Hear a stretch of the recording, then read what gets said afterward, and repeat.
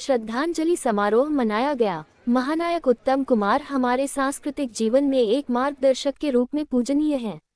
Bengali cinema के इतिहास में उनका योगदान और उनके मानवीय प्रयास हमारी स्मृतियों में सदैव अंकित रहेंगे।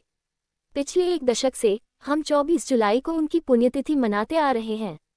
पूरे वर्ष हम विभिन्न सामाजिक पहलों में संलग्न होकर उनकी विचारधारा का अनुसरण करते हैं।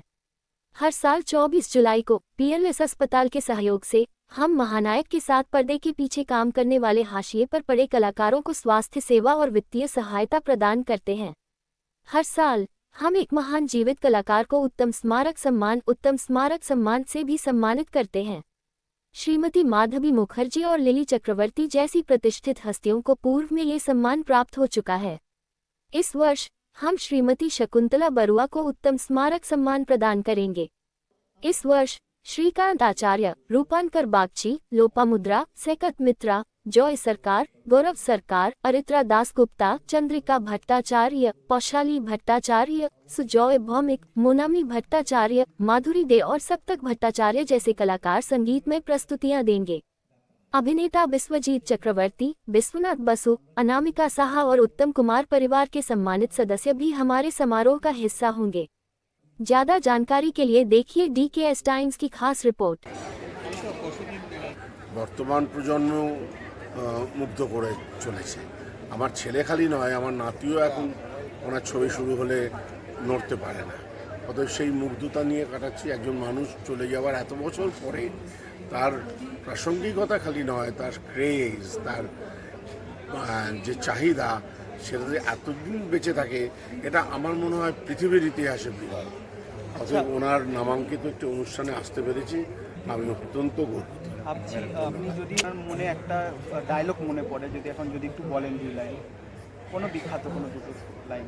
ওইভাবে ঠিক ওনার সব সংলাপই, একজন বড় শিল্পী তো তিনি, যিনি সাধারণ একটি সংলাপও খুব ভালোভাবে বলতে পারেন। একটা মারকাটারি সংলাপ বলার পেছনে স্ক্রিপ্ট রাইটারের একটা বড় ভূমিকা থাকে। কিন্তু মানে আমি লাইফ টাইম অ্যাচিভমেন্ট অ্যাওয়ার্ড তো পেয়েছি আগে, কিন্তু উত্তম কুমার মহানায়ক অ্যাওয়ার্ডও পেয়েছি মমতার কাছ থেকে। এগুলোর চাইতে বড় কথা হচ্ছে যে আজকে যেটা পাচ্ছি, এটা আমার খুবই সম্মানিত লাগছে নিজেকে। এই কথা ভেবে যে সত্যি সত্যি কিন্তু আমি অত্যন্ত ভাগ্যবতী যে আমার জীবনের এই আমার ফিল্ম জগতে আসাটাই ওনার হাত ধরে। এই এক অভূতপূর্ব অনুভূতি আর অসম্ভব ভাগ্য। আমার এখানে আসার কথাই ছিল না। I never thought of coming into this world. আমার গান বাজনার বাড়ি, গানটা আমি করতাম, আমার মাও গায়িকা ছিলেন। তো ফিল্ম জগতে আসবো এটা আমি কখনো ভাবিনি। ওই গানের সূত্র ধরেই ভূপেন হাজারিকা আমাকে এই জগতে এনে ফেললেন। ওখানে আমাকে নিয়ে এসে একটা শুটিং দেখাতে নিয়ে গেছিলেন। আমাকে বলেছিলেন শুটিং দেখবে, কোনোদিন দেখেছো? না, দেখিনি, দেখবো। তারপরে আমি গেলাম। ওইখানেই অনেক ডিরেক্টররা ছিলেন, তারা আমাকে ডাকছে, তুমি আমার ছবি করো, বলছে তুমি আমার ছবি করো। আর আমি বাড়িতে কাউকে কিছু না বলে হ্যাঁ করো, সবাইকে এরকম বলে টলে দিয়ে আসার পরে ফাইনালি আমাকে সুখেন দাস ডাকলেন এই ছবির জন্য। সেটাও নাকি আমার চোখ দেখে ওদের এত ভালো লাগলো, যেটা অন্ধ মেয়ের রোল ছিল, ছবিটা শোনায়নি। ছবিটার নাম ছিল গান্ধারী, পরে ওটার নাম পাল্টে শোনায়নি হলো।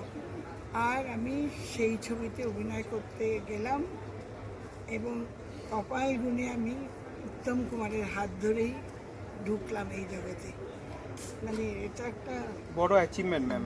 বড় অ্যাচিভমেন্টের থেকেও বড় যদি কিছু থাকে, আমার পা রাখা এই জগতে ওনার হাত ধরে।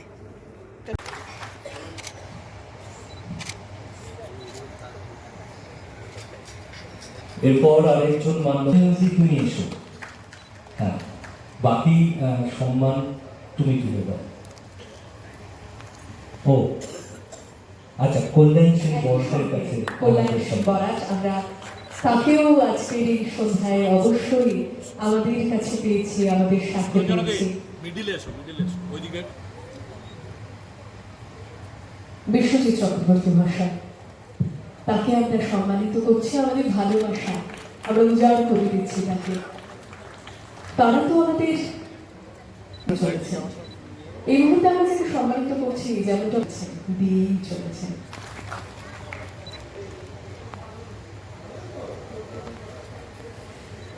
আর যা যা বলার প্রথম থেকে এসেই আমি সেগুলো সব বলে দিয়েছি। আর আমার সমস্ত জীবনী যেখানে যেখানে যা আছে সব তো আপনারা পড়ছেনই সবসময়।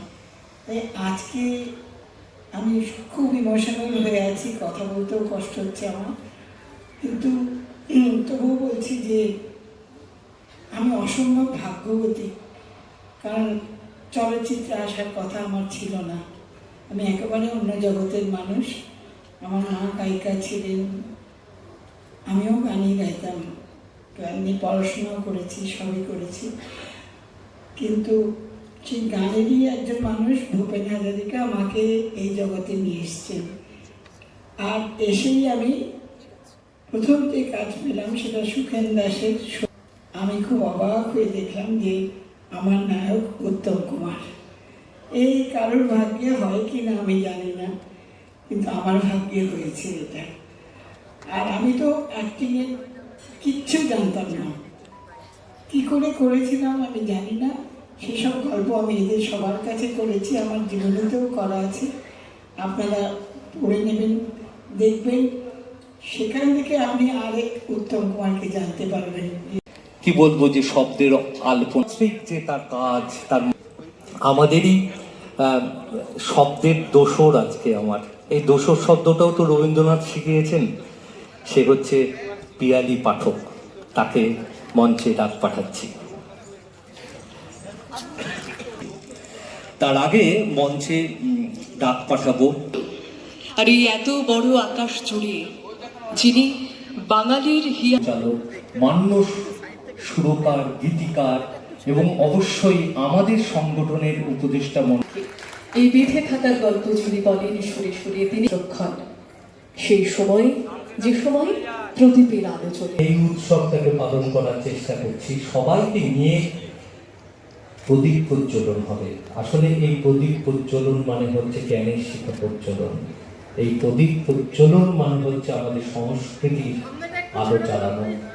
আমাদের অনুরোধ করব, আমাদের যেসব মান্যজন আছেন তাদের প্রাণে রবীন্দ্রনাথ বলবেন যে এই অন্ধকার পৃথিবীর সংকটের মুখে দাঁড়িয়ে যিনি জ্ঞানের শিখা প্রজ্বলন করার জন্য কণ্ঠ তুলে বলতেন, সেই মানুষটা এখন হৃদয়ের বাঁ দিকে দাঁড়িয়ে বলছেন আগুনের পরশমণি ছোঁয়া প্রাণে। আমরা যদি সবাই একটু উঠে দাঁড়িয়ে আমাদের মহানায়কের প্রতি আমাদের সম্মান, আমাদের শ্রদ্ধা, আমাদের ভালোবাসা এবং একটা বুক উজাড় করে একটা করতালি চাইছি মান্য বন্ধুরা। রবীন্দ্রনাথ যেমন বললেন এ কথা, ঠিক তেমন তিনি বলবেন অন্ধকারের উৎস হতে উৎসারিত আলো, সেই তো তোমার আলো। সকল দ্বন্দ্ব বিরোধ মাঝে জাগ্রত এই ভালোতে বাস করবো আমরা, এই আলোটুকু নিয়ে পথ চলবো আমরা। সকলকে অনেক অনেক ধন্যবাদ। এমন একটি সুন্দর মুহূর্তের আপনারা সাথে থাকছেন আজকের সন্ধ্যায়।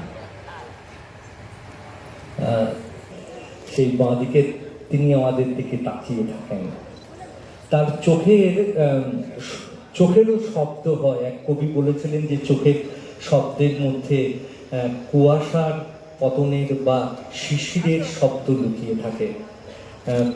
একে একে মান্যজন, আমি জানি আজকে শকুন্তলা বড়ুয়া, আমি জানি তার ভেতরের মধ্যে আজকে কি ঝড়। আমাদের বিশ্বজিৎ চক্রবর্তী, কল্যাণ সেন বরাট, আমাদের অমিত বোস, আমাদের কৌশিক, আমাদের সোমালি, আমাদের সুরঞ্জনাদি, আমাদের তন্ময়, আমাদের অমিতাভ তো ওখানে দাঁড়িয়ে থেকে